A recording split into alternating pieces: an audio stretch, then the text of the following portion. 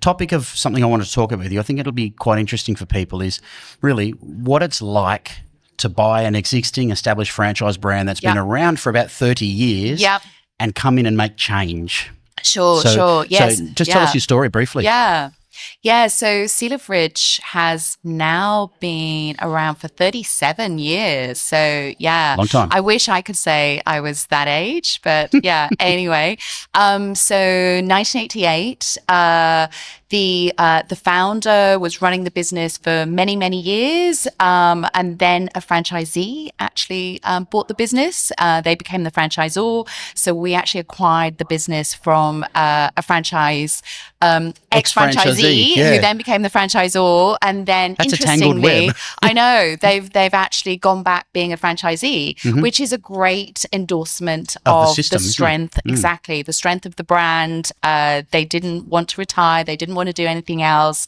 You know, they knew there's actually, you know, great money to earn as a franchisee. So that was great. So just before we move on from that, from the new incoming owner, did that initial gut feel, did you feel a bit, is that going to be the best?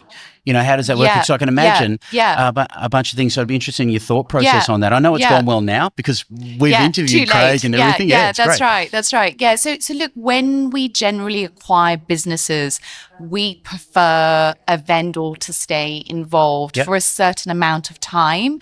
You know, the worst type of acquisition is where a business is so tied to that vendor and there's a lot of personal relationships, and then you're taking on a huge risk that when that vendor exits, that also you'll lose a certain amount of business, you know, close relationships, B2B, B2C, whatever they may be. So obviously keeping those guys in the business was great for us. Obviously a little bit of adjustment in terms of, you know, not wanting... I can imagine adjustment in their role and their thought process. And look, I think we were lucky because they were very open to the fact that being a franchisor was just not their gig. They didn't have the background for it, the skills, the interest as well. So I think because they were very open and transparent about, look, this just didn't tick all our boxes, then there was, you know, a very organic and, you know, very smoother very smooth transition.